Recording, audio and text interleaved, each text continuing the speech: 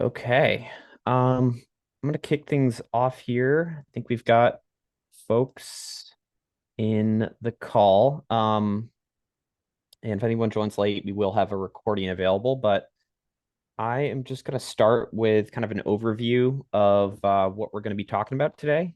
So also gonna provide some context for why we're here and why an operation like this is important. But this is just gonna cover kind of high level what the agenda is going to look like. We're going to cover the primary areas that are important to review and audit if you're going to be successful with Marketo Measure.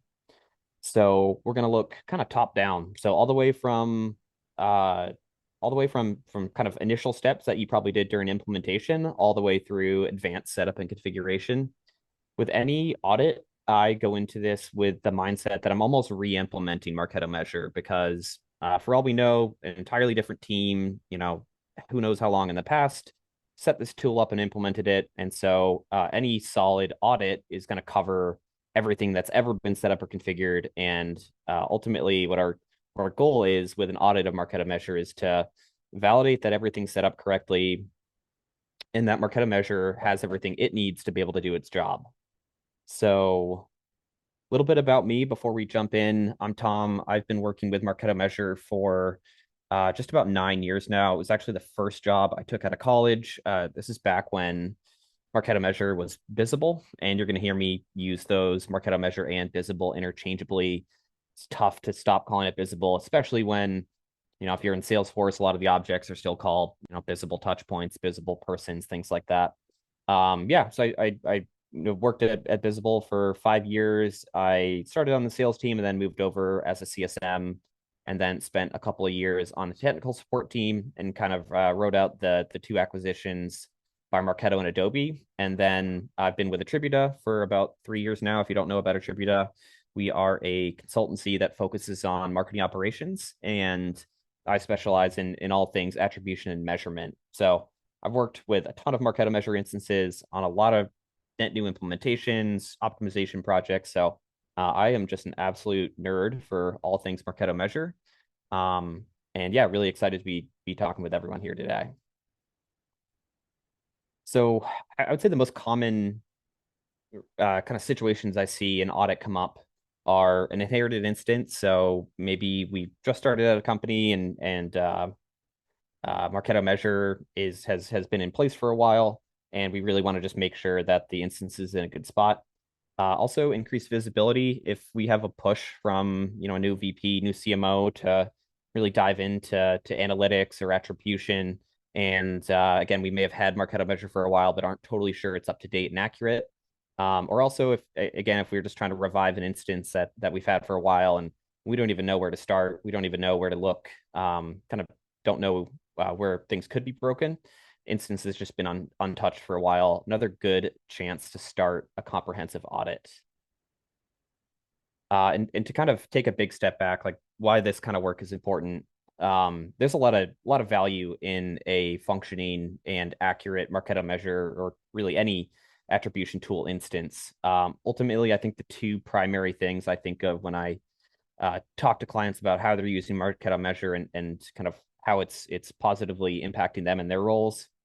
One is for marketing teams in general to be able to show the business that they are helping drive outcomes and helping drive opportunities and revenue. Historically, when budgets are being kind of tightened and closed, marketing is often a place that leadership can look to cut down on costs, mostly because a lot of teams struggle to be able to connect, the efforts that they're doing to business outcomes and to the kind of metrics that the C-suite and VP level folks really care about. So one, we want to always be able to tell the business how much marketing is helping to drive those outcomes. And then the second kind of value add is being able to accurately understand from a marketing team perspective what's working and what's not working.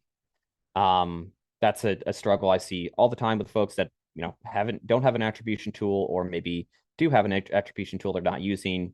A lot of the times the kind of reporting capabilities from all these different channels are scattered. They might be in different systems. It's hard to unify everything. So Marketo Measure, a big value add is being able to understand across all your different channels and efforts what's working, what's not working, and at highest level, like channel view, down to the campaign, even down to things like keyword and content. We want to know what's working, what's not, so that we can optimize. We always want to be taking these insights and applying them to decisions about spend, whether it's allocation of time for content creation, if it's paid media spend, whatever it might be. The bread and butter of what Marketo Measure does is it now enables you to, again, optimize spend based on metrics that the business cares about most. But before we can get the value out of Marketo Measure, we need to make sure that the insights that we surface are going to be as accurate as possible, both for decision-making purposes in terms of spend, but also for reporting up to the business, the impact that marketing has. We want to make sure we're confident in the numbers that we're running up the chain. So that's really what brings us to starting an audit, is just wanting to get confidence in the data that we're going to be using for reporting. So before we start, oh, sorry, there's a little bit of an echo there, but before you start, I think the main thing is, we need access to Marketo Measure. So access is determined, or I guess allocated, maybe is a better word, through the Adobe Admin Console. So if we're going to be making any kind of changes, would highly recommend admin access. If you're not sure who your admin is, there's a couple of reps to go through, either through like a ticket or also through your Adobe account rep. They can often get you in touch with who the right person is to get you the level of access you need. So for Marketo Measure, user or admin access should work. And then we also want to make sure that you have access to the objects and reports in Salesforce as well. So there's a permission set that lets you build reports, that lets you view the visible related objects in Salesforce. So before we start, just want to make sure that you have all the access you need to be able to start this audit. And a lot of you folks probably already have this, but where we're going to really start with the audit is where I'd argue the most important areas of setup and configuration are, which are tracking integrations. Core goal of Marketo Measure is to track and surface every marketing touch point. And I consider a touch point basically a snapshot of an interaction. It contains all the information about the type of interaction, when it happened, what channel drove it, if it's tied to the site, where on the site they're looking, either landing or filling out a form. It's really, really important for tracking purposes. So for anything related to your site, Marketo Measure Visible relies on a piece of JavaScript. And this JavaScript should live on every page of your site. Again, it's tracking where people are coming from, what they're doing while they're on the site. And I would say more so than any other feature, it's the hardest area of configuration to kind of backfill for if something went wrong and it can't track like it should. So if somebody removed the script from the site, or if it's not embedded in iframes, things like that, it can be challenging to backfill it. So it's always where I like to start my audit. So essentially what Marketo Measure needs to be able to track interactions on your site is two things. The JavaScript needs to be there, and then also you need to have any of your domains claimed within the Adobe Admin Console. So the JavaScript is a super important piece of configuration. And what I usually will do when I start an audit is I want to basically validate the numbers that I'm seeing in my reports.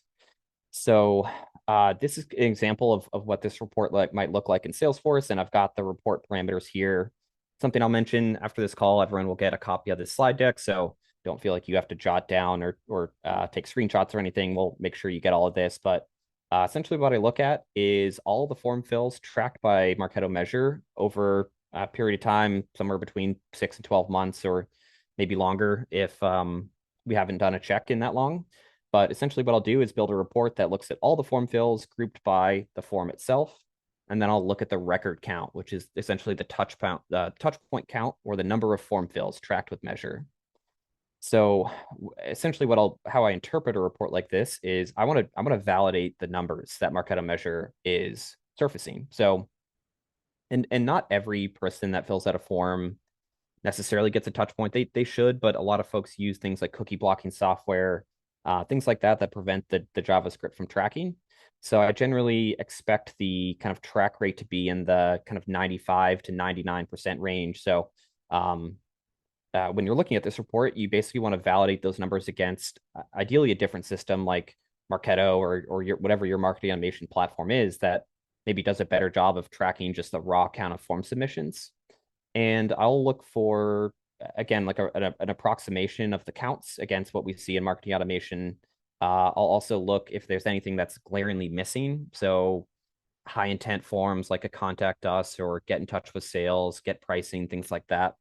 I tend to prioritize those, but also if you're not seeing something like your resources pages, or you're not seeing your blog pages, there's an area of the site that you're just not seeing as being tracked, definitely a flag.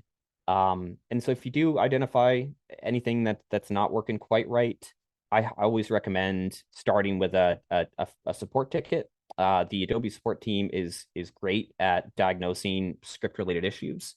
So I tend to just compile as much information as I can as to, the form that's maybe not being tracked as consistently as it could.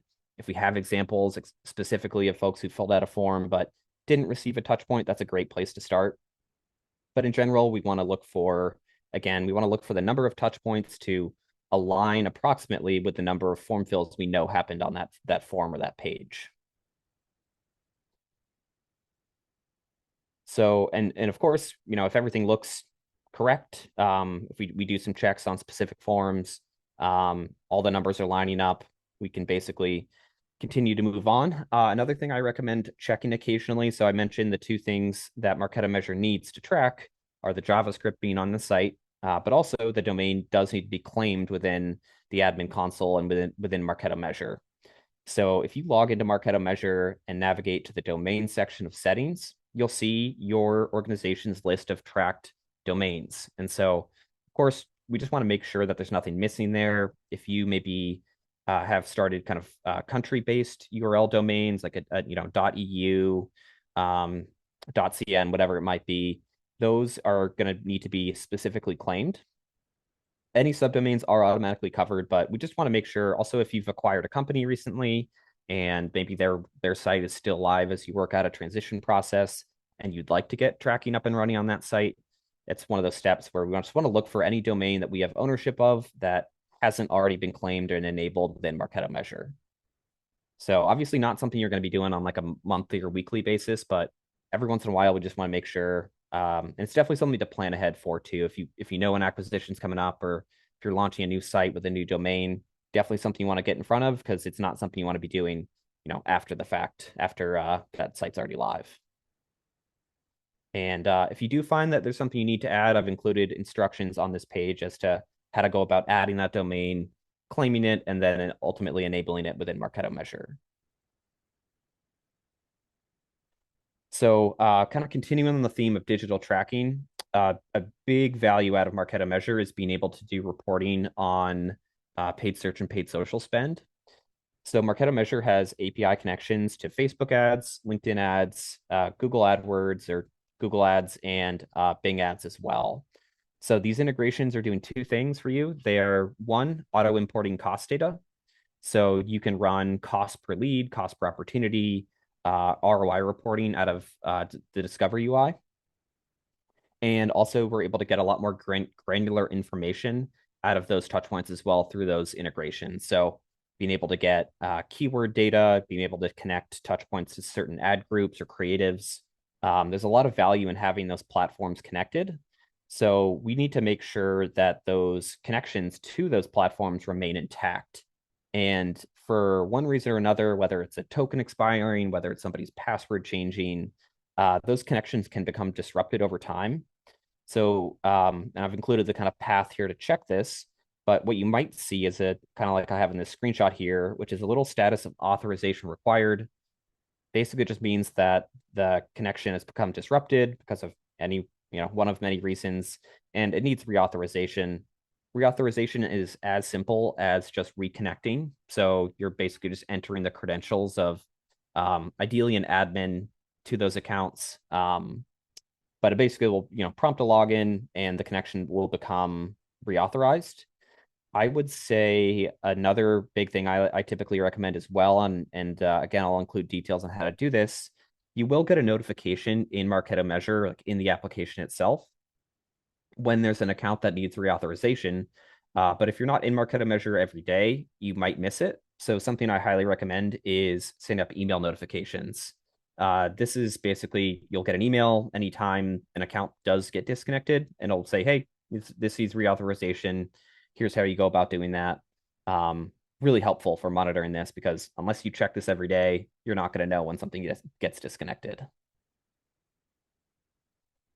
So add connections. Again, we want to make sure the connections are healthy. Ideally, you've got auto tagging as well. The auto tagging is what really lets Marketo Measure get that more granular ad data. So if you're not already, if you don't already have auto tagging enabled, would highly recommend setting it up. There are some considerations before enabling auto tagging, but again, that's something that we'll send over as part of the recap for this.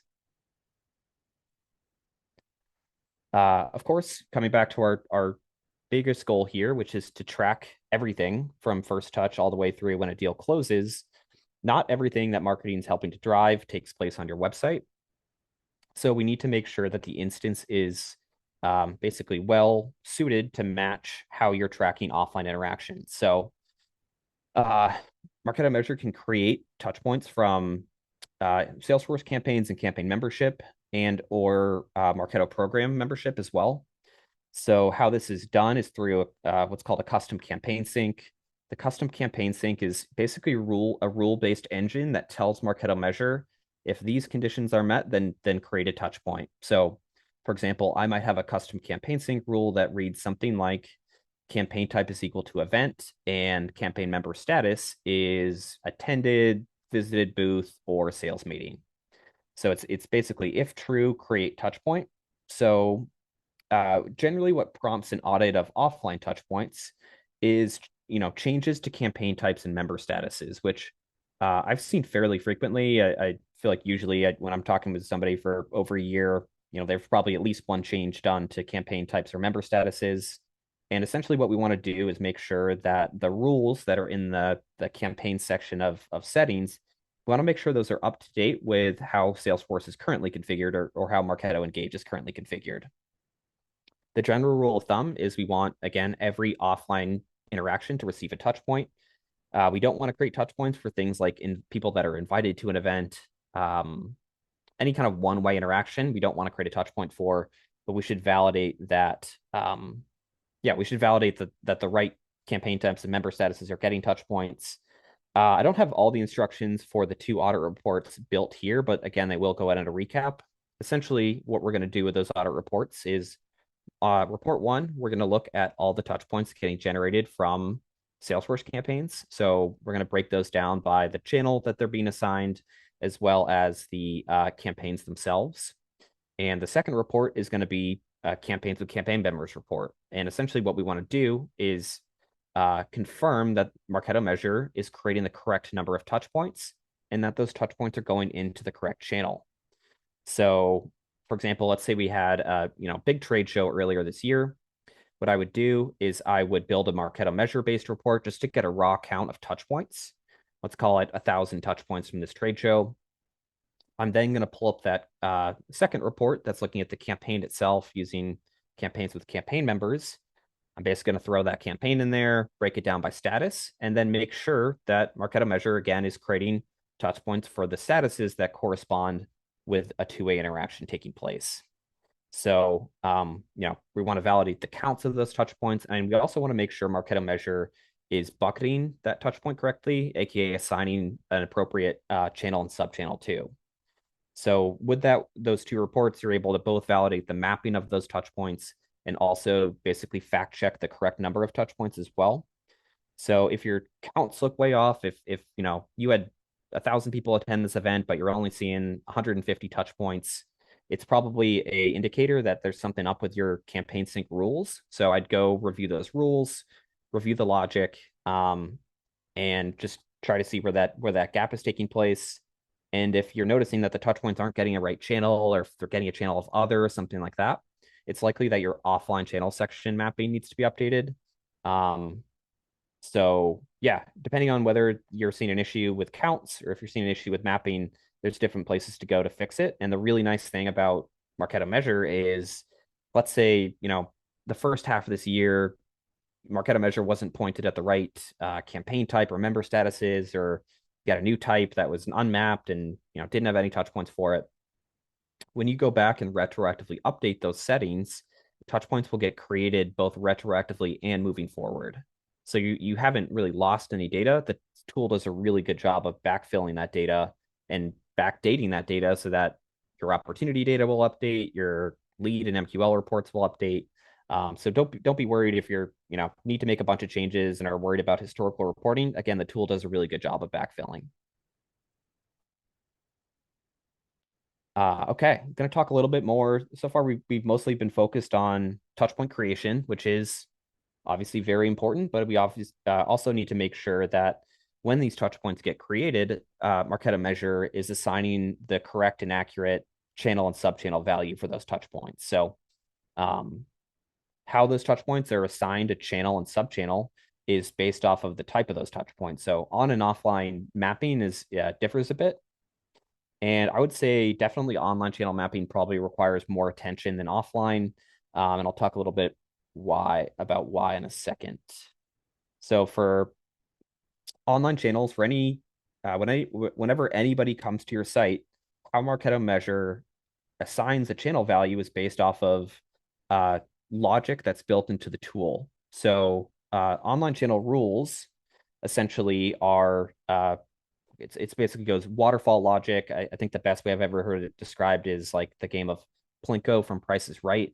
So a touch point comes into the system, it'll bounce off these different rules that are baked into the tool that are mostly looking at UTM parameters and referring URLs, and it uses that logic kind of in a cascading fashion to accurately bucket each digital touch point that comes into the system. So um, another thing, if your UTM strategy has changed over time, definitely a good kind of catalyst to go update our online channel mapping. This is a good audit report that I like to build. It's focused on all digital touch points. I'll usually, again, depends on when I last ran an audit. Good place to start is the last year. I'm going to filter this report for only web data because I just want to focus on that UTM mapping. And then I tend to group that data by channel path, which is what Marketo Measure assigns, medium, which corresponds to UTM medium, and touchpoint source, which corresponds to UTM source. And great one to have on hand. Definitely would recommend saving it to a public folder. And what I look for is I want the channel mapping to make sense or be intuitive. So marketing channel path, that third column you see, is going to represent the value that Marketo Measure has assigned that touch point. What I want to make sure is that the medium and source related to that touch point, I just want to make sure that they make sense. They should be intuitive. It should look correct. So in this case, medium of paid social, source of Reddit, Marketo Measure is bucking that into paid social channel, Reddit subchannel. That's a thumbs up. That looks great. Now, in the second example, we've got a channel that's being categorized as organic search Google, but the UTM medium and source tell me that this is paid. So when we flag something that looks incorrect, what we need to do is update the channel mapping in Marketo Measure so that Marketo Measure can successfully bucket that touch point. Now, I'm not going to go into on this call today exactly how to update that sheet, how to re-upload it, but again, we'll include a step-by-step guide for how to do that. But essentially, you want to take that report, go through, flag anything that looks incorrect, and then update the channel mapping to essentially rebucket those touch points. And again, really nice part of this tool is that, again, even if you haven't updated UTMs in a year, if you go in and update that online channel sheet, data updates both retroactively and moving forward.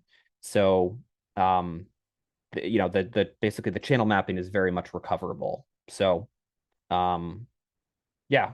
And the other thing as well, depending on your volume, I just have a kind of rule of thumb here. I tend to prioritize the highest buckets first. So when building that report, I'll look at the most number of touch points per grouping, really prioritize those. And anything that's under 10 records, we typically save for a rainy day or yeah, the highest priority stuff we want to focus on is the highest volume. And I will quickly touch on this. I don't think it's mentioned here for offline touch points. Again, all of the offline touch points These are the ones that are generated through Salesforce campaigns or Marketo program membership. Rather than relying, there's no UTM data there for somebody attending an event. So how Marketo Measure buckets that touch point is all based off of either the campaign type, if you're using Salesforce campaigns, or the Marketo program channel, if you're creating those touch points through program membership. So in settings, there's a little section called offline channels. I would just review all of the mappings. I would make sure that for each campaign type, you have a solid and accurate channel and subchannel for those. And again, we'll have best practices on channel assignment in general that go out after this call. But that's really the only place I would check for the offline channels. I would just make sure that each type or channel is accurately described in the offline channels area of settings. Okay, so going to touch on some different areas of setup and configuration. I would say these you probably don't need to look at other than maybe quarterly, starting with segments. If anyone's ever used the Discover dashboard and wished there was maybe an extra filter on that board for something that you use in Salesforce, that's a great use case for leveraging segments. Segments are basically filters for Discover. So how they work is you set a category, let's call it opportunity type. You then define how your organization uh, basically how you define opportunity type. So what is the definition of a new business opportunity? Is that based off a type? Is that based off of a custom field that you use internally? You're essentially telling Marketo Measure, hey, here's how we filter based on this attribute. So really common ones I see are, again, opportunity type, region or country, industry, segment, deal size, um, products, things like that. There's a lot of different use cases for this, and um, probably worth reviewing again, I would say on a quarterly basis. I'd make sure that the segments that you have in your Marketo Measure instance, just make sure that they're up to date with the types of filters that you and your organization care about. And then also I'd just validate that the definitions of those segments are still accurate as well. So again, if we're using like a new field for region or sales territory, whatever it might be, I would just make sure that it's up to date with how your org is currently defining that filter. Another thing that is useful to take a look at is suppression. So touchpoint suppression is a great feature. It basically is touchpoint removal or deletion. So the idea here is that not every touchpoint is something that is super valuable to see. Uh, Really common use cases here are going to be unsubscribe pages or like preference management pages where somebody is filling out a form but don't really want to see a touch point for that. Um, any touch points tied to internal email addresses. So if you've got sales reps that are filling out gated content to get access to something, or if they're on an attendee list for an event, whatever it might be, don't really need to see touch points from internal folks surfaced. So another good case for suppressing or deleting those touch points. And then I'd say probably the case three here, which is what I see most folks set up, is something that's based off of kind of time decay. So if we think about maybe we've had Marketo Measure for a couple of years, let's call it 4 or 5 years. There's nothing that is set up by default to tell Marketo Measure, hey, this touch point's too old to get tied to a new opportunity. So with suppression, you can basically set up a time window or multiple time windows to say, a touch point must happen within 18 months of an opportunity getting created for that association to be made between the touch point and the op. And you can have one window, universal window. You can create different windows based on different products or opportunity types. Really solid use. So I would say if you don't have something like that already, would highly recommend reviewing touchpoint suppression. But if your org already has something, I would just make sure again that it aligns with how you think attribution should be done. And I would also just review the other suppression rules that might already be in your instance to make sure that again, there's nothing that's too harsh, that we're not restricting touch points on core pieces of the site or towards a core group of our audience or opportunities. So touch point suppression definitely worth reviewing. Definitely can cause a lot of issues if not set up correctly. So would absolutely review this as part of an audit. And again, we've got instructions here on how to create new rules and other best practices for touchpoint suppression linked here.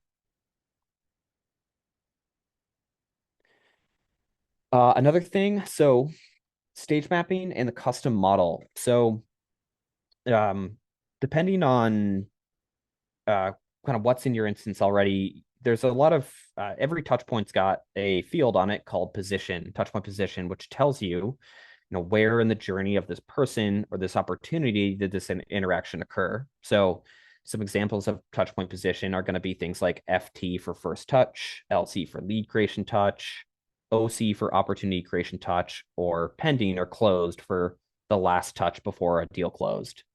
Now, you can also point Marketo Measure to certain lead, contact, or opportunity stages that are considered high value to you and your organization. I would say the most common use case here is something like an MQL stage. So let's say that an MQL is defined when someone's lead status moves to qualified. You can basically tell Marketo Measure, hey, this is what happens when somebody MQLs. It's when status equals qualified. And what you'll start to see is a unique touchpoint position for MQL or qualified or however you want to define it. And really, really cool because you can start to build out last touch MQL reporting.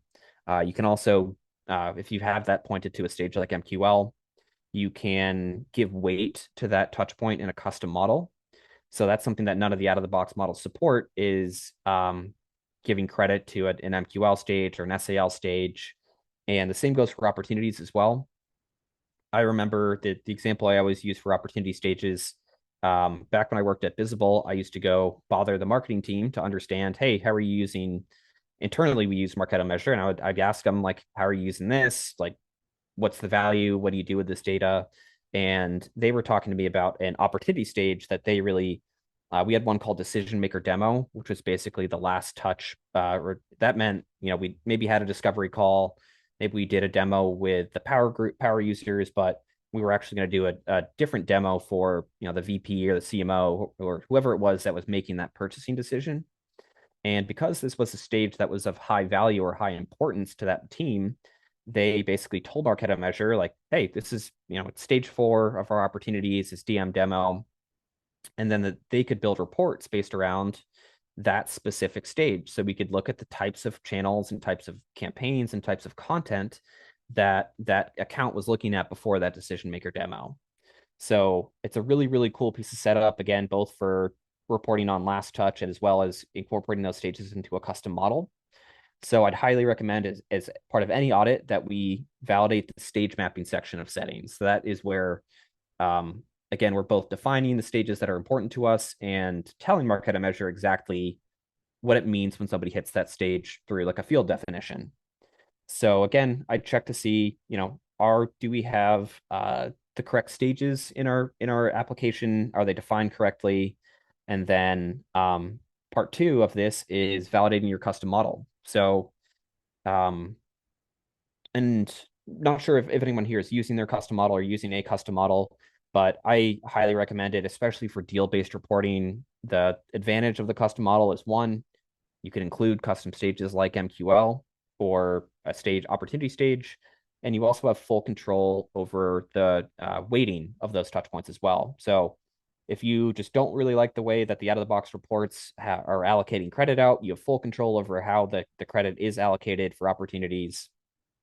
And if you're not sure what to use, I generally point people in the direction of using the machine learning model. So if you're unfamiliar with the machine learning model, it basically looks at an aggregate of things like conversion rates and unique activity at different stages that you've defined, and it'll assign basically a suggestion for what it thinks you should make each stage for your custom model. So again, if we're doing a validation, doing a full account audit, again, I would just check the stage mapping section to identify, are we tracking the high priority, person and opportunity stages? And then I'd check our custom model to make sure, hey, does this make sense with how we think attribution should be done? If we're not sure, do we have at least a baseline or like starting place to update that custom model? But definitely an area I would focus on for the audit. Okay, another huge one here. I would say one of the biggest value adds of Marketo Measure is tying all that marketing's doing through touch points to opportunities and revenue. And we obviously want to make sure that if we're reporting on marketing's impact on the business through pipeline or close one deals, we want to make sure the revenue number that we're surfacing and using to make decisions or report up is accurate. So by default, Marketo Measure uses the standard amount field on the opportunity object. So if you're using the standard amount field to report on revenue and pipeline, you're good to go out of the box. No setup or configuration required. But if we're using a custom field like a TCV field or an ARR field, whatever it might be, if that's what the organization uses to report on revenue, we want to make sure Marketo Measure understands that that's the correct field to use. So if you're using a custom field, this flow is probably already in place, but there's a flow that will basically, anytime an opportunity gets created or updated, the flow runs. It'll basically populate a field called visible opportunity amount with whatever that field is, TCV, CAR, whatever it might be. And then that field is used to do all the revenue calculations on the visible attribution touchpoints in Salesforce. So it's kind of two steps. The flow runs, it updates this amount field, and then the amount field updates all of your visible related fields. So I've got a little guide here that walks through how to do that, how to run that audit report. Basically, we're pulling in three numbers. We're pulling in your revenue field itself, like the TCV field, let's call it. It's going to pull up this visible opportunity amount field, and then it's going to pull up a revenue number that's tied to the touch points. And basically, we just want all those numbers to be the same. We want the revenue number to equal what Marketo Measure or Visible is showing you. And if it's not working, if you're seeing that there's a huge delta, or even if just the numbers are off by a couple of $1,000s, definitely something we want to take a look at. So if you are seeing a vastly different number, I'd probably start with the flow itself. So I'd validate with the Salesforce team, like, hey, is this flow still active? We're noticing some discrepancies, things like that. If the flow is still active and everything appears to be working on the back end, might be something that we go through support for.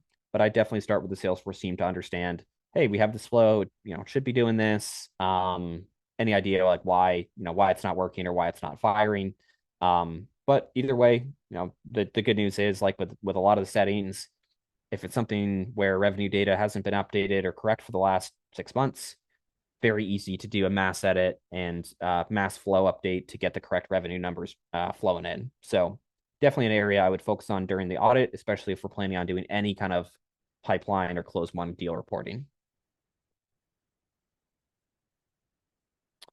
Okay, so that's a solid place to start. I would say, of course, after this, there's going to be, a big part of any audit is I would go through our, reporting templates, make sure that, it's easy for the team to go and build reports off this data that aren't audit focused. But this is a really good starting place. I think if you go through what we covered today in your instance and your Salesforce organization, I'm confident within a couple of weeks, if something might take a little bit of refining or time to wait for changes to take place, but this should put you in a really good spot. So again, where I put the highest priority in terms of when to look at it is definitely going to be the web tracking piece. So, validating those form fill counts, making sure we've got the right domains in Marketo Measure to be able to track. From there, again, making sure that we've got all of our ad accounts connected with auto tagging, giving us the cost data, giving us the most granular ad data we can get to be able to make decisions off of. For the custom campaign sync, that's again going to be our offline touchpoint creation engine. So we want to make sure that the rules that are in Marketo Measure are accurate with how we're defining campaigns today, how we're defining success in those campaigns. Want to make sure, again, we've got a touch point for every two-way interaction. So definitely want to put some focus on that custom campaign sync.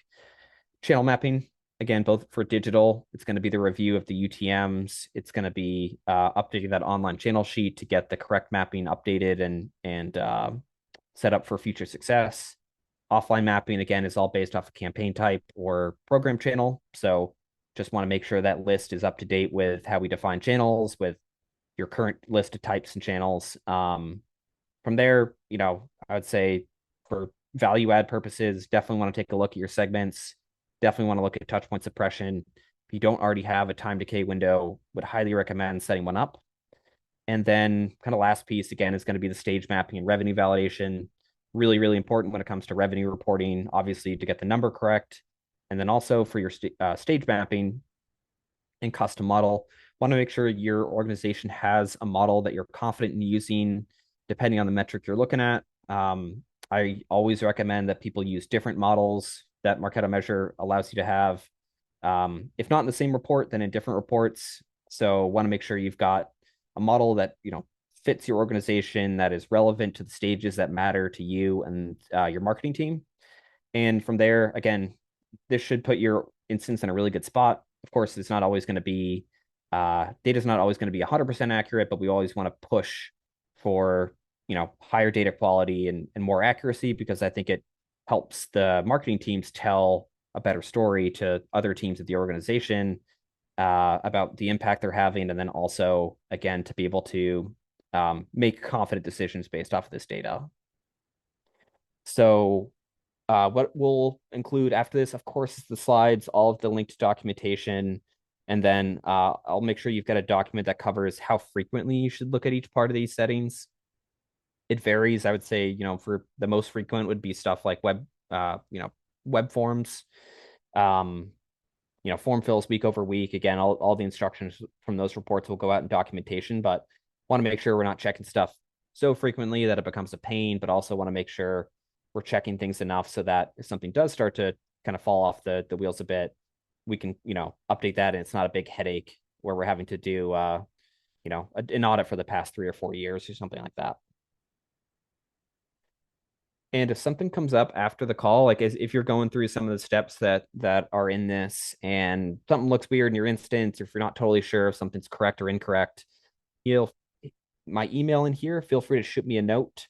I also do open Marketo Measure office hours every 2 weeks. So if that's of interest to you, it's basically a chance to collaborate with other Marketo Measure users, or if you've got, again, kind of a reporting question, or question about best practices, or something in the audit that comes up that you want to flag, happy to cover that in those office hours. They are free to join, so if you want to be invited to that, either drop something in the chat or shoot me an email and I can get you added to that invite. Okay, I think that'll cover it.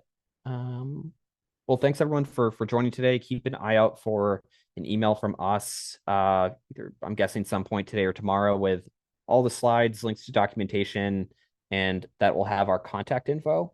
So would love to hear, yeah, if anyone, takes this and uses it for an audit or anything like that, just let us know. And just appreciate everyone's time today joining. So thank you all. And I think that'll end this presentation.